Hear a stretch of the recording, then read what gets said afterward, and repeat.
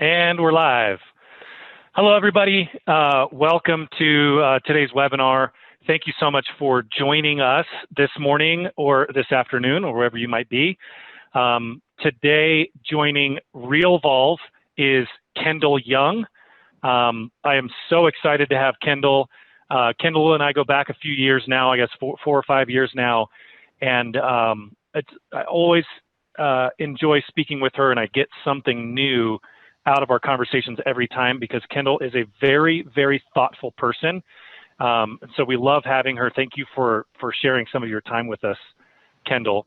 But before I get started, a couple of things. We're going to be using the chat and the questions. We have Val Garcia on with us hosting the webinar today. She's going to be in the background just answering questions and making sure that we get to as many questions as we can. We also have some polls and are excited to get everybody's opinions today on things. And so please share some things in the chat, share some of your experiences in the Q&A, participate in the polls. It'll help make the time a lot more productive today. We want to make sure that everybody goes away with at least a couple of nuggets. If everybody walks away with 1 or 2 nuggets that they can use in their business, then we consider this a win. And then lastly, before we get started, I just wanted to say, this is not a political message from us at all, so please don't take it that way. Although this message is I guess, prompted by recent events. I just wanted to say, a lot of us are often tempted to be negative with our friends and neighbors, and there's events that happen on the other side of the country or in cities miles and miles and miles away from where we are. And it's easy for us to kind of get sucked into slinging mud at each other. And I just wanted to challenge us all today to share good vibes, spread some love out into the world, share some positivity, express your gratitude for others around you, especially if there's somebody that you disagree with on things. There's so much that we really do have in common. I think social media exacerbates the things that we don't have in common. And so I'm gonna make sure I reach out to about 5 people today on social media. And I just want to challenge everybody, reach out to at least 1 person today and spread some gratitude, some appreciation, some good vibes. Everybody needs it. And probably now more than ever in the United States, we need to be spreading some good vibes. So thanks for indulging me a little bit. Again, this is not political. This is a human message. When things get a little dicey, we got to remember to double down on the positivity. So let's get started. So today we're going to be talking about automating, delegating, and organizing, something Kendall knows a lot about, something that I've spent a lot of time in my career. And Kendall Young is the broker owner at Glendale Diggs.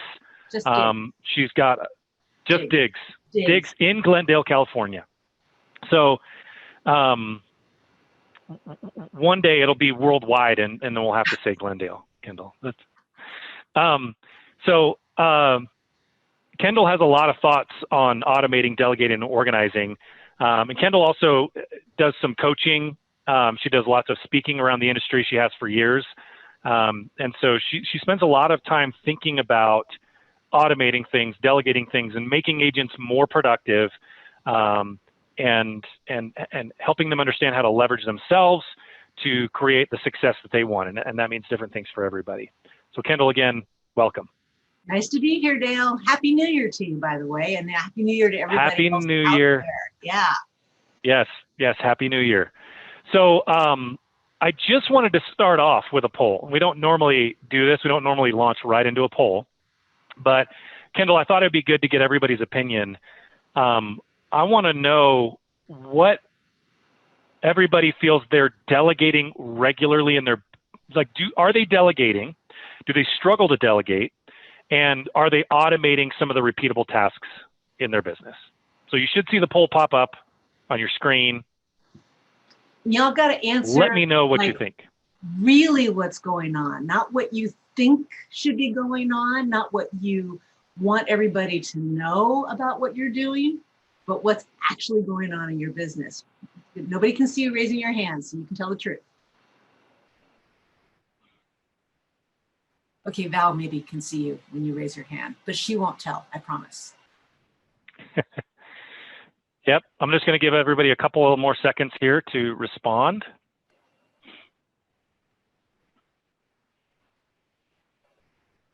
And then I want to present some, you know, I have some unique ideas, I think, on productivity, and I want to share those with you before we get into some more of the nitty-gritty here. All right. So I can't see how many people have filled out the poll, Val. Okay.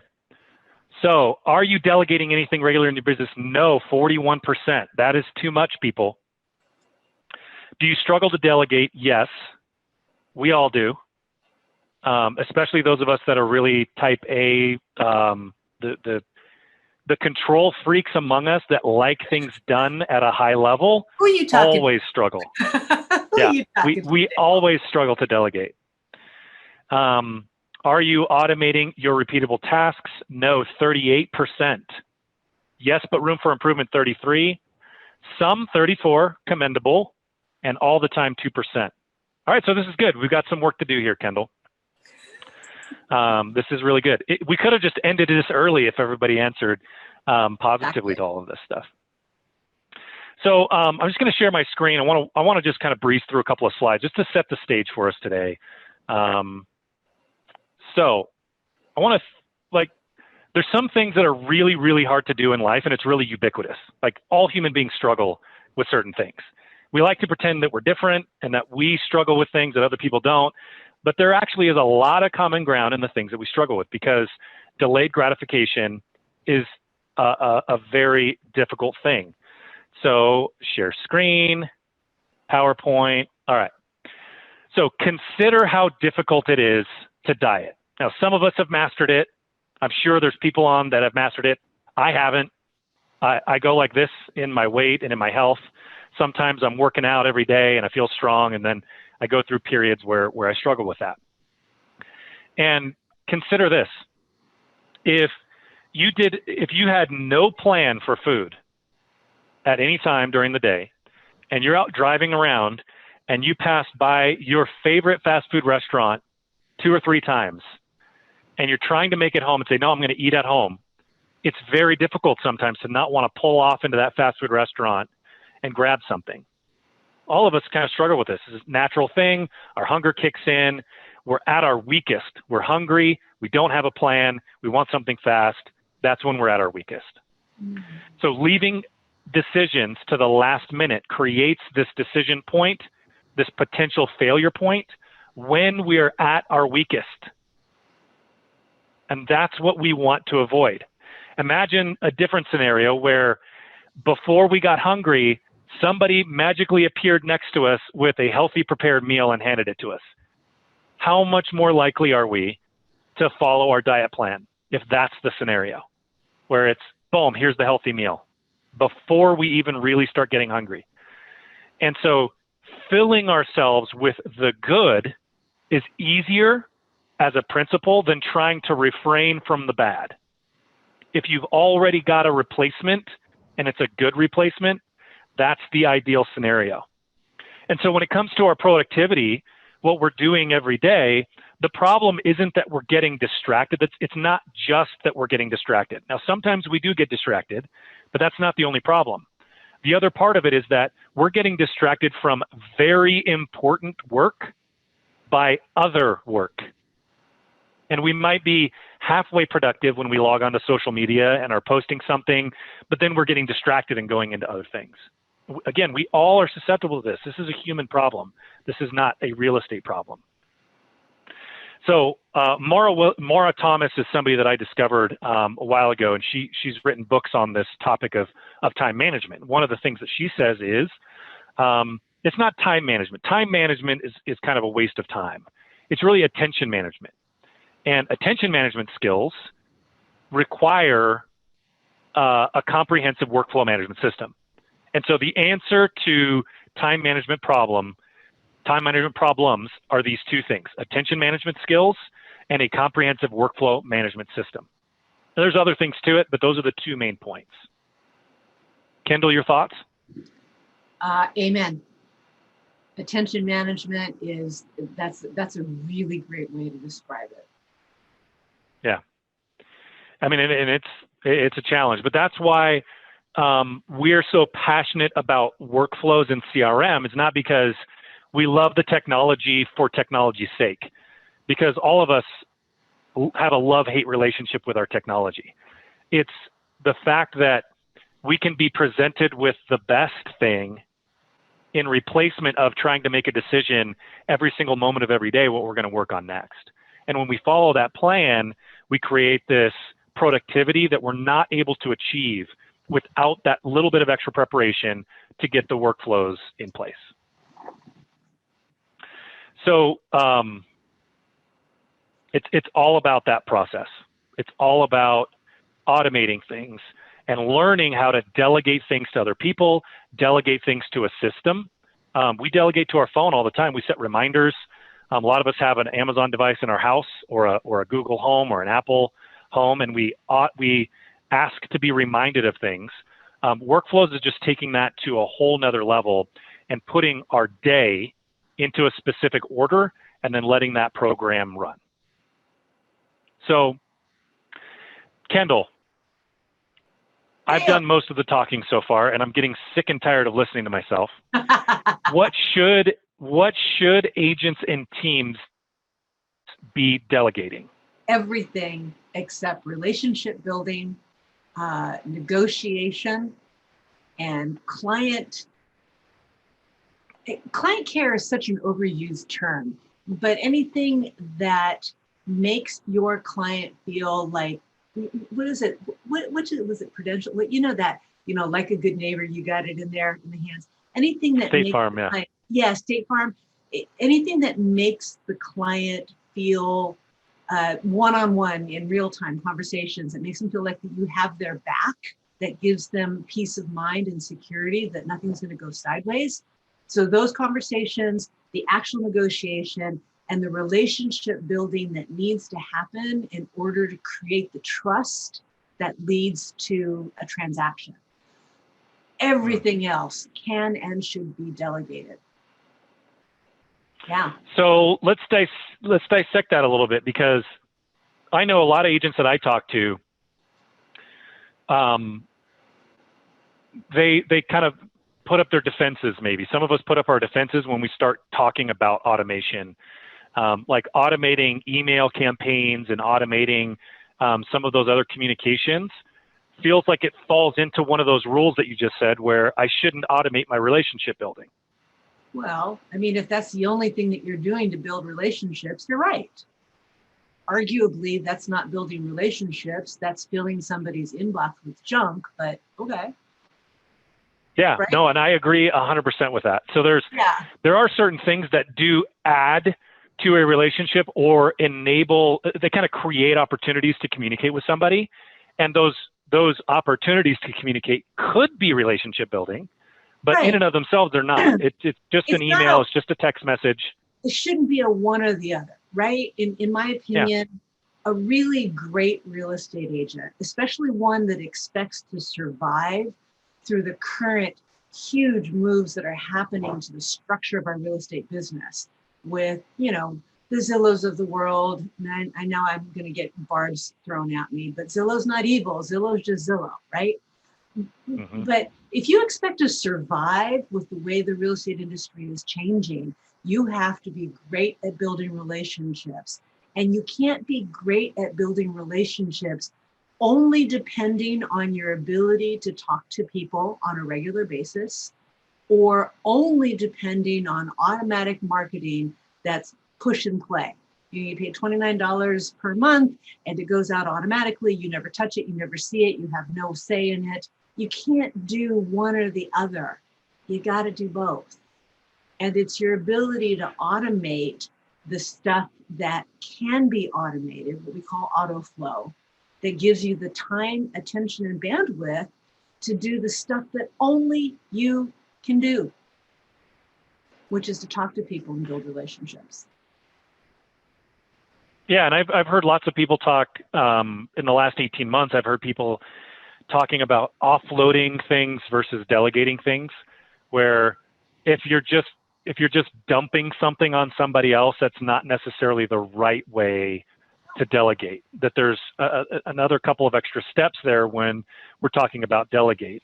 And I know you do, when you're delegating things in your business, there's a lot of detail and there's plans and thought behind help me get this done. That doesn't mean that the individual has no say or no influence over how it's done, but you've done a lot of the legwork first. And so in thinking about how should people delegate, what are your thoughts there? Well, I think you hit the nail on the head. I've never heard this term offloading versus delegating, but that's so... Or dumping versus delegating, yeah. Yeah, I really, really love that. So like, you guys all know that there are systems that you can buy, you know, the $29 a month kind of a system where you buy, say, a bunch of drip emails that get sent out for you, right? That would be dumping. You write the check, somebody who wrote that email that doesn't know you, doesn't know your people, and probably lives in a completely different part of the country than you do, maybe even not even in the country. And these emails get sent out, they don't sound like you, they don't feel like you, right? That would be dumping, right, Dale? Right. Delegating would be thinking about how you want to talk to your people, writing a thoughtful email that really resonates with your people in your voice, and delegating someone else to send them or something else to send them at the right time in the right place. That's delegating. And I think that when you do that properly, the person who receives that message should get warm and fuzzies, as opposed to you dump something that was written by somebody else and instead they feel like, oh my God, more junk, delete, right? So that's what I consider delegating, something that is thoughtful, that is unique to who you are, who your brand is, who your people are, and ideally unique to the person who is receiving it, right? That it's not, that it comes in such a specific time and place, like a birthday message, that it feels like it was done just for them. That's delegating. So I'm going to assume that a lot of people that responded that they don't delegate anything in their business are maybe not on a team. Like, is that maybe accurate? I'm asking I'm kind of asking the audience here. Those of you that said you don't delegate almost anything, why do you not delegate anything? So Carol says, yes, I'm not. Esther Marie says, correct. Yeah, correct. Not on a team, new agent. Yeah. So I think I'm the person that gets delegated to. I'm the admin. Okay. But even admins can delegate. Yeah. Solo agent, don't know what to delegate. Okay, Dominic, that's interesting. I'm the admin. Okay, so currently without a TC. So, I mean, if you're an admin, that does not mean you can't be a leader. If you're an admin, that does not mean that you can't help your team figure out what should be done and when, and help automate some of that process. And that's a big thing that Realvolve helps with. Here's a question. Here's a thought that I have. I think a lot of people who are feeling like they either don't or can't delegate have some assumptions that might not be true. For example, I need to have a lot of extra income in order to pay somebody to delegate things to. The person, no one can do it as well as I do. And when they say no one as well as I do, they mean just globally, there is no single action that any other human being can do as well as I do. And most people don't think about it that way. They just think in general, oh my God, no, I am such a control freak that no one could possibly pay as much attention to the details as I do, right? So that's an assumption. there's an assumption that I'm a newer agent or I don't have very much business, so I have no business delegating anything to anybody else. I can't do that, or I shouldn't do that until I have a lot more business. Do those things resonate with you guys as to why you don't delegate? Well, Mercedes, I don't know how to say your name. I'm sorry. I'm totally butchering it. It doesn't look the way. I imagine and represent me, or I image and represent me. Yeah. So I guess if you delegate, then it's just not going to be authentic, or it's not going to reflect who you are. Right. There's certainly a grain of truth to that, potentially, but ultimately we have to really think about what matters more. So if image is one of the highest things that matters to you, is there a way that you can still delegate and maintain your image? Yes. And so you can do that. It is possible to do that. It takes a little bit of extra work, but it's still 100% possible. And the thing that Kendall's talking about here is sometimes delegating just means to automate something, right? So you can kind of look at those things as the same. If I can create a system or put something into an automated process, that is in a way delegating it to the computer, delegating it to the software to help me get things done. It's still me doing it, and it still looks how I want it to look. The problem with most systems out there is that they're not smart enough to make you look good, because it's kind of a fire and forget type of an automation where there's a time delay associated with it, and that's all you get. And so the danger of sending the wrong thing at the wrong time is there. It's ever present. So with smarter automation, I was going to say, doesn't that relate to another big fear that agents have about delegating? And that's the fear that something will go wrong or sideways, or it won't get done, or it won't get done right. And then they're going to have to deal with the fallout from that. And there's this thought, it's like, you know what, I'd rather do it right the first time than to delegate it to someone or something that might mess it up. Mm-hmm. Yeah, and if you're on a team, if you're the team leader, you owe it to the team to make sure that you're spending your time on things that bring in the most amount of money for the team, so that the team can thrive and grow. And delegating is essential to that, because there's certain things that just need to be delegated, even though it's not comfortable for us. They need to be delegated so that you as the team leader can spend your time doing things that are higher dollar values for the team. I think everybody believes that delegation would be a great asset to building their business. They just have some fears and concerns about how to do it and still maintain who they are and the quality they expect from themselves. Yeah, so one of the things that the way I've always thought about it, Kendall, tell me if you agree with this, because there's a lot of people here that are newer agents, not started a team yet, or maybe have a smaller team. And Realvolve's specialty is teams. And we have a lot of solo agents using our product. Our specialty is teams. And the reason why we have so many solo agents using our product, even though it's a kind of a team product, is because you can act as if you're on a team now. Starting now, you can begin to delegate things and parse things out as if you were on a team. And then when the time is right, you can hire somebody to take over a series of automations that's already organized, already delegated in the right way to, let's just say, an admin or a buyer's agent or whatever. And so you parse out all of your activities into those categories of who will be doing it eventually as I grow. You start now by parsing those out. Now you can be much more aware of who you should hire, because you can see what you're spending your time on. I'm spending my time on transaction coordinator activities. I'm spending my time on buyer agent activities, and I have enough that I could just delegate that to a buyer's agent that I recruit, et cetera. You are just whetting their appetite, Dale. They're sitting there going, that sounds great. How do I do it? So I don't have, I don't have, well, can I just go into, I just want to go into Realvolve automation just for a quick minute here. Yeah. So I didn't want to make this whole thing a sales pitch, and so hopefully it doesn't feel like a sales pitch, but I do want to just demonstrate a little bit of what we're talking about here.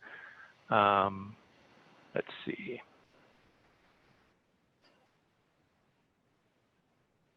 There we go. I gotta go to a different slideshow here. Sorry, folks. I didn't have all my sales pitch ready here. Okay.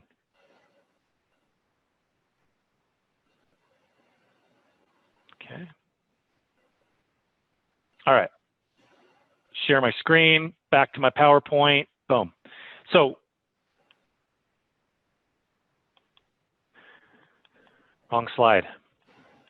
Here we go. Okay, so within Realvolve is a CRM, but we are a workflow platform, meaning everything in our system is based on automations around your contacts, the people in your business, around the properties, and around the transactions in your business.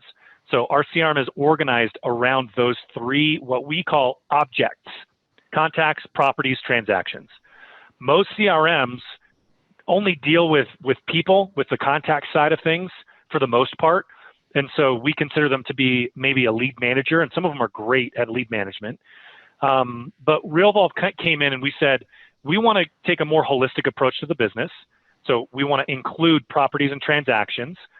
That includes document storage. It includes calendar syncing so that you can keep track of schedules around things.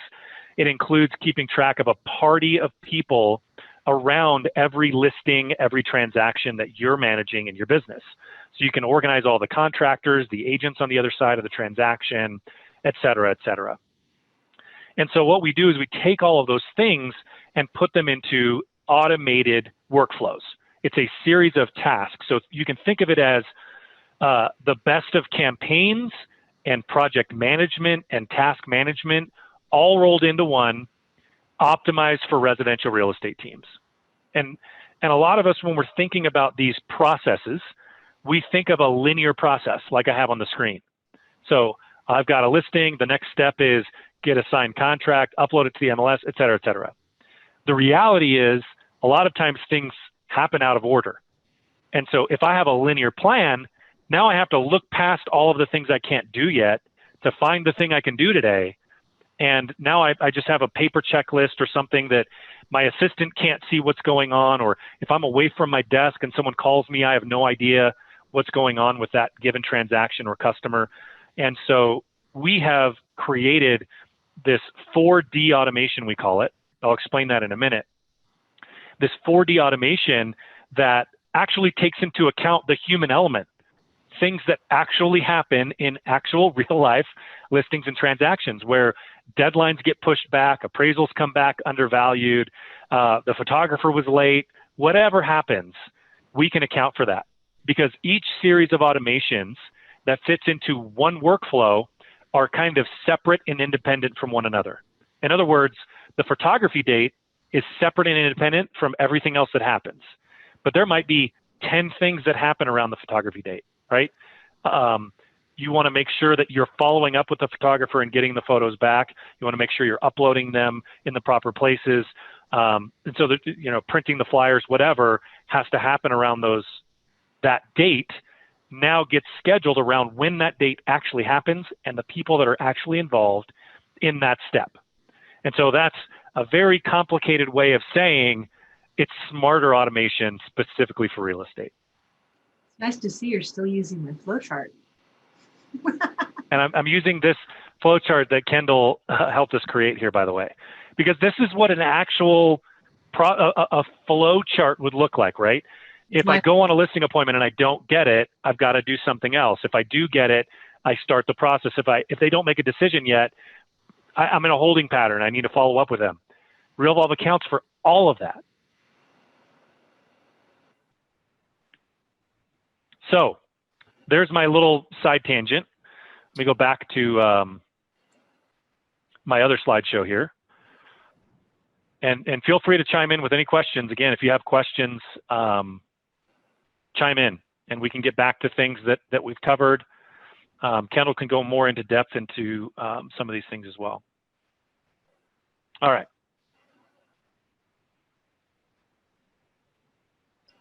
We're back.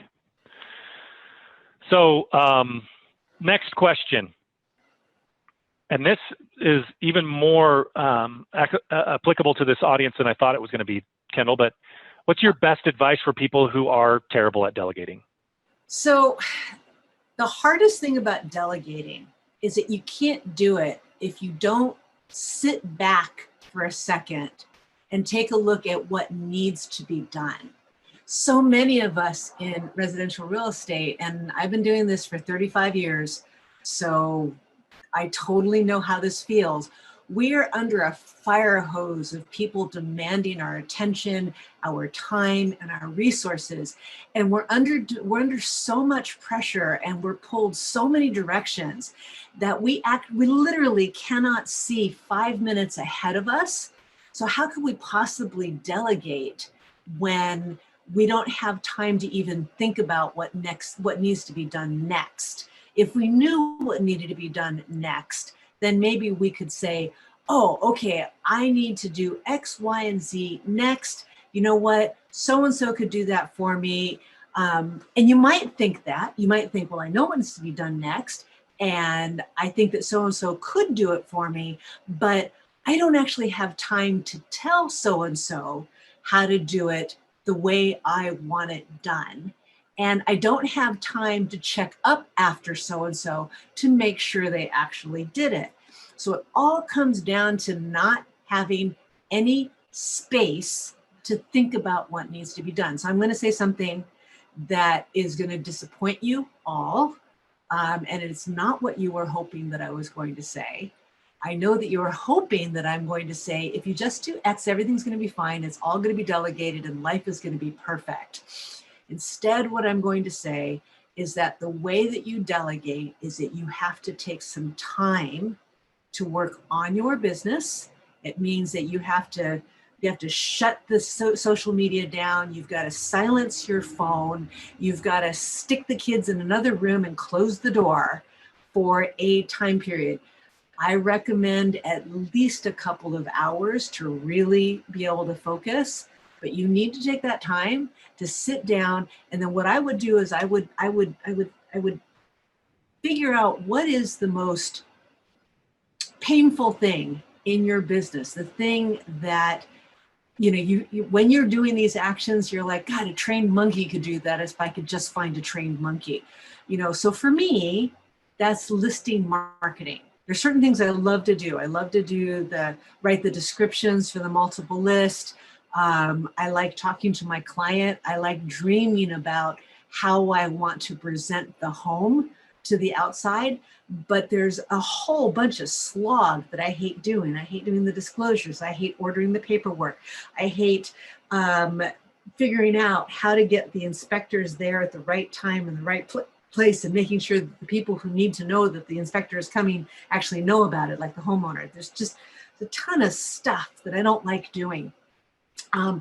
So delegation means sitting down and thinking, okay, listing marketing is something that there's a lot of stuff I shouldn't have to do. I'm going to sit down and I'm going to write down all of those things. And then I'm going to write down all of the people who need to be involved in those things, and start crafting, and to begin with, start crafting just a simple outline of all the stuff that needs to get done. Once you do that, it becomes easier to take the next step, which is looking at that entire list and going, this item I don't need to do. So an example, in California, which is where I am, I sell homes in Glendale, California, La Crescenta. We need to have a property profile from the title company. So we want to know, who owns this property, and are there any liens against it that are more than, say, the sales price of the house. We want to know, are there any problems with the lot lines? Are there any easements or encroachments? Are there any weirdness on the title? So ordering the property profile is something that I do the minute I take a listing. right? But the process of ordering the property profile, it used to be calling the title rep, having a conversation. We always have to have a conversation about, and how are you doing, and how's the kids, and so on and so forth. And then you say, hey, you know, Tiffy, can you get me a property profile? Here's the property address, and so on and so forth. And it's only a 5-minute, maybe a 10-minute phone call, right? But it's something I don't want to do, and it's 10 minutes out of my day. And if you have 50 things that need to happen in your listing marketing, and each one of them are 10 minutes, that's a lot of minutes, right? So an example of delegating would be to have an automatic email that already fills in the property address, that's already, you know, addressed to the title rep, and somebody, not even me at this point, but somebody presses the send button, and that goes out to my title rep, right? So if you have a list of things that get done, and then you can look at that list and say, I don't need to do that, then you can begin to see how you can delegate it. Don't make the mistake that just because it only takes 5 minutes, it shouldn't be delegated. It can, and it should. Yeah, I mean, I love that. If you're delegating as much as possible, if that's kind of the rule and your style of working through your business, then it just becomes a habit like everything else. And there are certain people in the Realvolve community that say, if we do it twice, the third time it's going to be within the automation. Yep. Or they'll say, if I do it 3 times, there's a process for it. And that's has to be a part of your culture. It has to become a part of your DNA. And you'd be amazed at how much better you can do things. Because one of the things that's also true of all of us is that we have a certain amount of blindness to our own behavior. And we'll go through life feeling really good about what we're doing, but if there were an objective third party looking over our shoulder, how many mistakes would they find? I mean, it's just like, I can say I'm a great driver, but if there was a policeman following me around all day long, there would be 10 things they could pull me over for and give me a ticket. Right. But we just kind of put those things out of our mind because those are missteps or failures or laziness, and we don't like to think about those things. And so this blindness comes up even in our productivity. If it's in the busy season and we're doing really well, and we have multiple listings at a time, every one of those clients is potentially going to get a different level of service from us unless we're tracking everything, unless it's really systematized. And so we like to think that we're doing an excellent job with everybody, but we probably have lots of room for improvement. That's the bottom line. And where the improvement can come from is by adding in some automation to remind us of when things need to happen, to script things out for us. Even though we know the script, we might be extra stressed that day, extra tired, didn't get enough sleep the night before, whatever it is, we can remind ourselves and automate things even for ourselves that can increase the level of service that we're providing to our customers and our clients. Absolutely. You know, I started coaching other real estate agents recently, and using it's CRM coaching, and it's not necessarily on how to use the CRM, because honestly, most CRMs are pretty simple on the top level. It's using the CRM to help agents understand where they can improve in their business. And so one of the things that I've noticed is that when I talk to agents about the global end game, which is, oh, you're going to be able to automate all these things and delegate all these things and not forget critical junctures, I get deer in headlights and they freeze on me. But what I've started doing with some of my coaching clients is I said, okay, all I want you to do is I want you to think this week, you know, for next week's coaching call, this week, I just want you to think about the last mistake that happened in a transaction. Just, I don't care what it is, big or small, just bring me a mistake that happened, something that went sideways, or your client was upset, or you just felt like you left something on the table that shouldn't have been there. Just bring me a mistake. And so they do. And the last one that came to me, and it's a classic one, it's one that tripped me up so much before I started automating my business. And that was, again, California, because that's where I am. We do termite reports, and we need to get a termite clearance. And part of that termite clearance oftentimes is tenting the house. It's a big whopping deal. You gotta put a bag around the house, you gotta pump it full of gas. It takes 3 days to get it done, and no one can live in the house, not a pet, not a plant, not a person. All of that stuff has got to be out of the house for 3 days. Logistically, kind of a nightmare. And one of the things that used to happen, I'll admit it, it's just amongst friends. Nobody tell my clients about this, okay? Just get one of chickens, okay?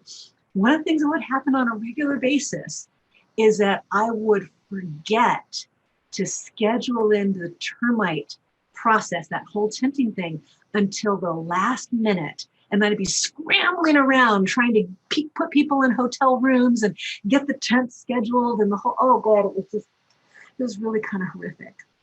And so that mistake came to me. My coaching client said, yeah, this thing happened. It was horrible. And I said, okay, what would happen if you scheduled a reminder to review the entire termite report at the very beginning of a transaction?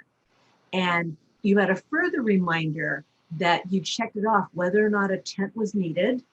And you said, I can't move on to the next step until I've figured out if there's a tent that's needed in the termite report. And I've discussed with my homeowner at the beginning of the escrow what we're going to do about this and how we're going to schedule that.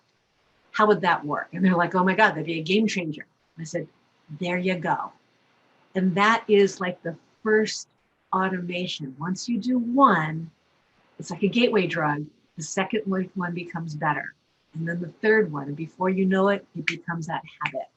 But that's what I've done with my coaching clients. It's made a huge difference to look at just one little thing as opposed to the whole thing.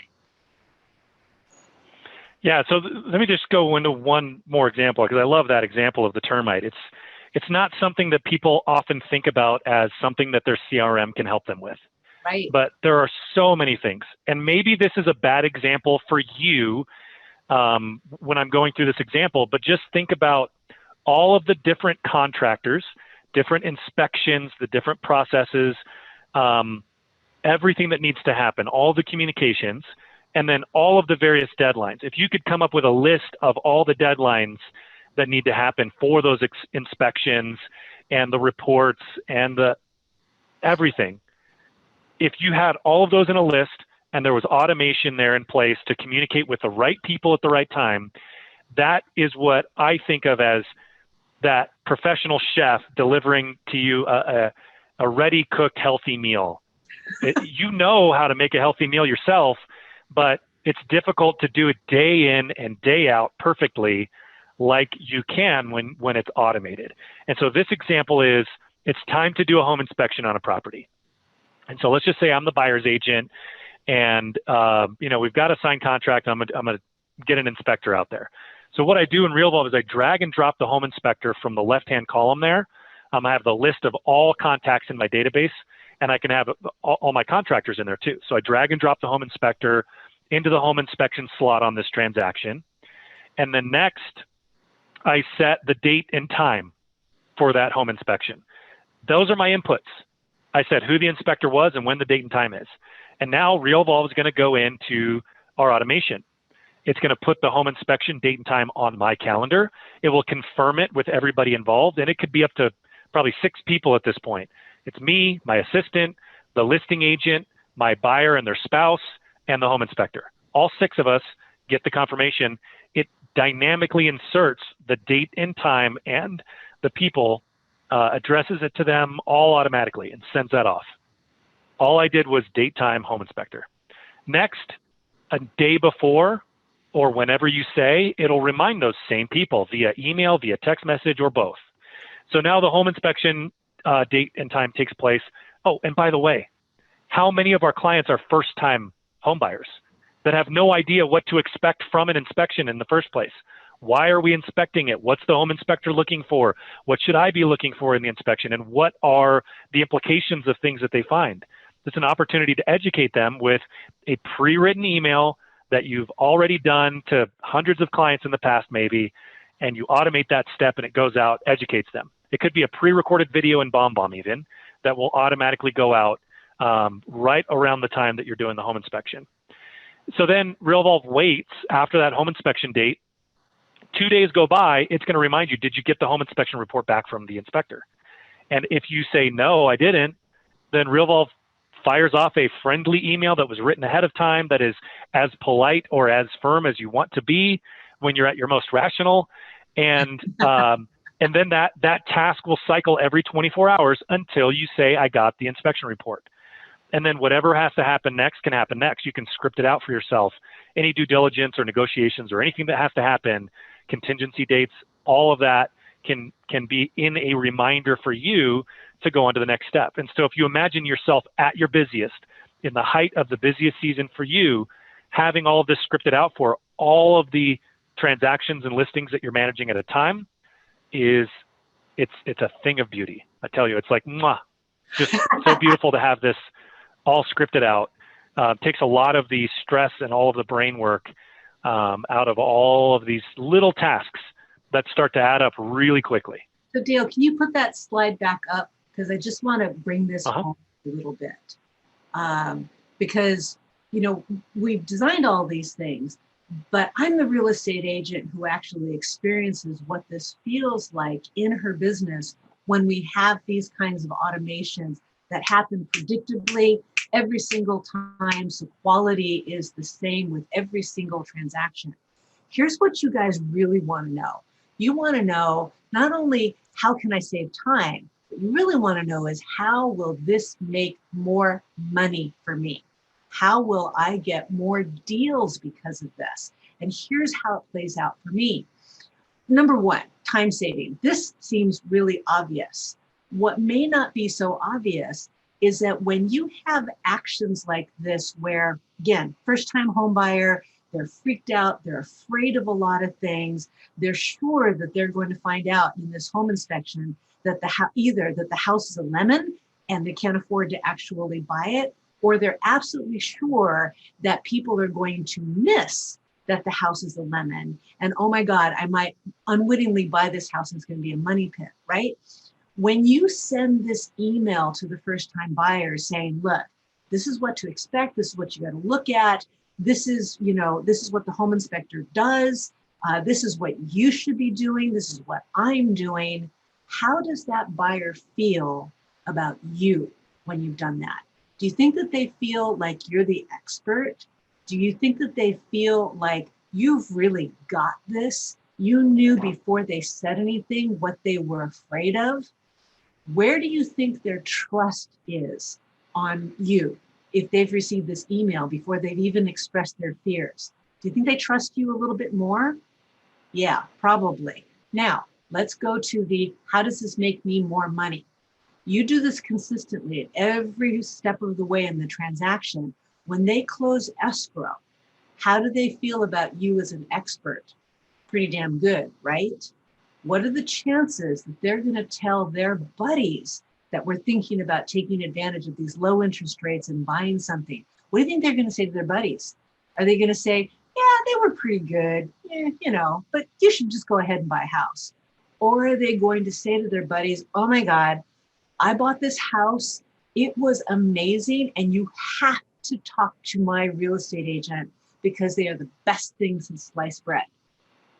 So don't think that automations and delegation is just something you need to do to save time and be able to maybe hang out with your kids more. Understand that these are things that are going to create repeat and referral business for you. And that's really what you want. So anyway, just kind of had to put that in there. Yeah, I love it. So small little tangent on a couple of the comments that I saw. So Nami says, I'm really bad at hiring, and that's why I struggle with delegating, because I don't trust the people that I've hired, and I know I'm bad at hiring. Well, I would say one of the best books that I have ever read on hiring, and I have hired, I don't know, probably 70 people now in the last 6 years, something like that. I hired at one time when I was working at BombBomb, I hired almost half of the staff and trained up half of the staff. and I was bad at hiring. I consider myself above average at hiring now. And I've read this book, Who, the A Method for Hiring. It's called Who, the A Method for Hiring. It's Randy Street and Jeff Smart, or I might have their names mixed up. Maybe it's Jeff Street and Randy Smart. I think it's Randy Street and Jeff Smart. Anyway, Who, the A Method for Hiring, very quick read, gives you all the scripts, tells you how to hire. It is beautiful. You've got to read it. Pam Wagner, you said the same thing. You struggle. You said you hired somebody that you think is just not good at the job. Well, I would say some of the best leaders that I know have something in common. They have a really hard head and a soft heart. And so we care about individuals, but we also have really high expectations for what they can do. And that helps them elevate their skill set and helps them hold themselves to a higher standard as well. And that A Method book, Who, the A Method, applies, Pam, to your comment, but also Radical Candor. Read that book. I can't remember the gal's name that wrote it. She worked for Facebook, she worked for Google, she worked for big tech companies, and has a lot to say on culture and how to communicate with your employees, especially when they're not performing up to standard. So it's called Radical Candor. I recommend it to everybody listening. So Kendall, we just have about 10 minutes left, and we have a couple more questions I wanted to get through. Let's see here. Let me get back to my slides. So we went through some examples of automation. Anything else that we should be automating in the business that we didn't talk about? Yeah, there isn't anything that shouldn't and couldn't be touched by automation. God, I can't speak now. But I think that especially this time of year, our brains are focused towards figuring out how to fill our pipeline and get more deals, right? I mean, I always start the year off at zero. I don't think I'm alone. And so you might be thinking, well, great, you guys are talking about transactions and termite reports and pre-marriage title reports, but I'm thinking about how do I get more deals? That's really the big deal, right? And it's wonderful to talk about creating business within a transaction, but I want to do things now. Another thing that I think is great for automation is to give the concept of finding out who your close tribe is. This is another assignment that I've been giving to my consulting clients. I said, look, you may have, 10,000 people in your database, but you probably would only recognize and say hello to maybe 50 or 60 of them at any given time at the grocery store, right? So I told them, I said, I want you to go through your database and I want you to find the 50 people that you really feel like they love you, you love them. If asked, they would absolutely refer you. And then when it gets to automation, you need to automate things like make sure that you send them a birthday greeting, something that I personally suck at in a really, really big way. And I would never do it if I did not have that automated through Realvolve. Now, what gets automated? It could be an automated email, that you did, or a BombBomb video. But for me, it's just an automated reminder, and I might do a personal video message, or I might call them on the phone, or I handwrite a birthday card. Doesn't really matter what it is, but automating those things and giving yourself obvious reminders of when to call them and have a personal one-to-one conversation in real time, an art that is failing. That is an automation. It doesn't sound like an automation, but it is, right? Because we get so busy. And I don't like doing birthday things. I'm not good at it. So if Realvolve didn't tell me to do it, it would never get done. So last poll, what is the one thing that you want to master in 2021? We've got a list of suggestions here. What's the one thing, if you had to pick one, what would you want to master in 2021? I don't see doing 10,000 steps a day on there.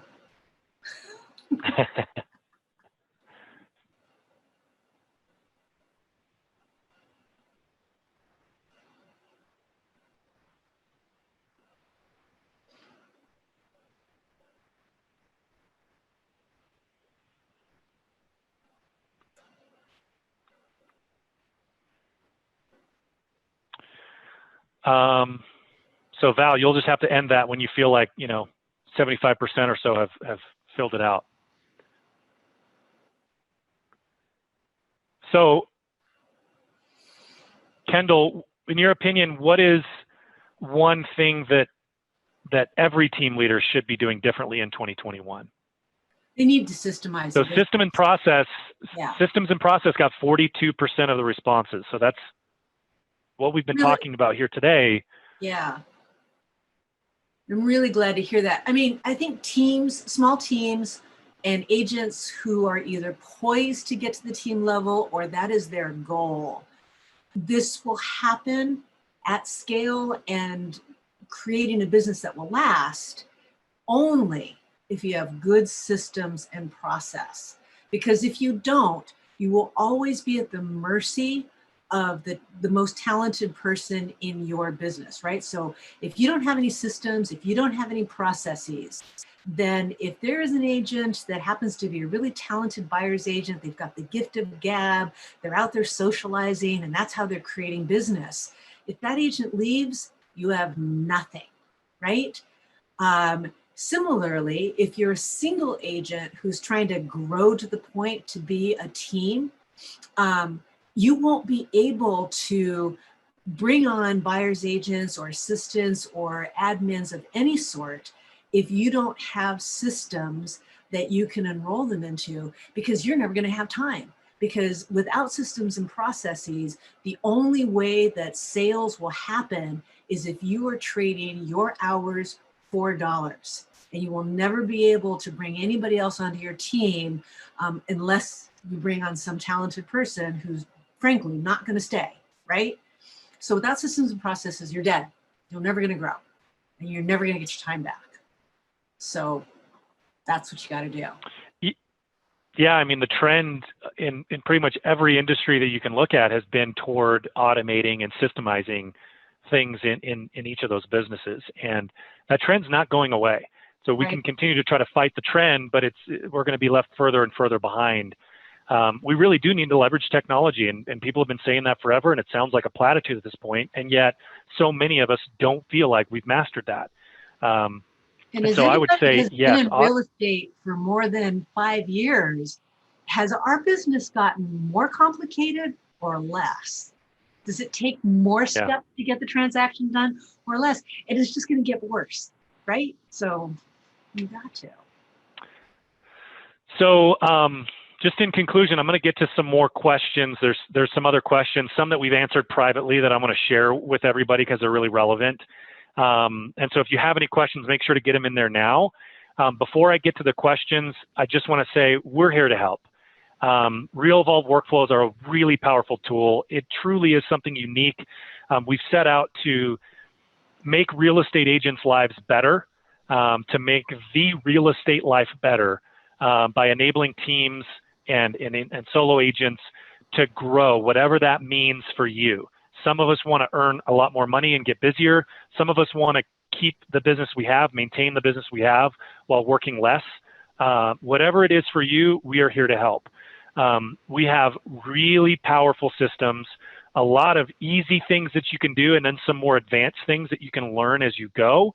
But we also have a team of what we call navigators, human beings that work for us full-time that help people transition into Realvolve and help configure the automation. And so whether you want to get that done in 5 weeks or 6 months, we're here to help you. So I want to encourage you to go to realvolve.com/demo and just talk with us. Spend a few minutes examining what we have here. We'll put that into the context of your business, how you run things, the size of your team, and give you some recommendations. And we always say that no is a perfectly acceptable answer. And not everybody is a perfect fit for Realvolve, but we're very confident that you're going to be surprised and kind of blown away by what the system can actually do for you and your team. So let's get to some of these questions. So Wendy asked, do listing presentations have a place in your system? We don't have a presentation tool, but we do enable file storage. So there's document storage on properties. They're on listings, transactions, and properties, but you can take a potential listing, put a listing presentation on there. Everybody on your team can see and access that same listing presentation. So it's kind of a backup storage spot for you. And then I failed to mention that we did a session on hiring earlier today that you can see on our Facebook page. I haven't watched it yet. I wasn't a part of it.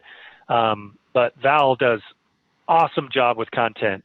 So take a look at our Facebook page, look up Realvolve on Facebook, and make sure to watch that, that hiring for real estate on our Facebook page.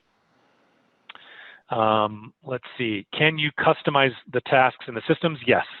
But that is one of the main points of Realvolve, is that we have a lot of content, workflows, automation, emails, text messages from amazing real estate agents like Kendall. I mean, Kendall was one of the first and biggest contributors to our workflow library that give you a great start on automating lots of things. So we have a full-blown library with hundreds of automations in there, and they're all categorized, so you can really easily say, oh, I want Kendall, or I want, agent XYZ's automation on whatever, lead conversion or past client follow-up or holiday communications. And you can just download those into your Realvolve account, and then you could edit them and make them your own. So if you don't like the way something's worded in one of the email templates, edit it, make it your own, change the dates, throw stuff out, add in your own stuff. It's a ton of fun, and it saves you a lot of time. Let's see. Can we get the flow chart? Yes. Val said several times in the chat, you might have missed it. We'll make sure that that flow chart that Kendall created is included in some of the email follow-ups. Let's see. Other questions that I might have missed. I think we got to the big ones. Man, there was a lot of chats, and Val was doing a great job with, probably had smoke coming off of her fingers responding to people. So thank you so much for all of your participation. Go to realvolve.com/demo. Let's have a quick conversation, and we'll see if it's a good fit for you and your business. No is a perfectly acceptable answer. Kendall, thank you so much again for taking time out of your day and serving the community here and helping to share some of your knowledge. We really appreciate it. Always a pleasure. Bye for now, everybody. Don't forget to share some love and positivity and gratitude out on social media today. Let's make a small dent in the world and try to lift people up rather than drag them down. And hopefully we will see you on the next one. Bye for now.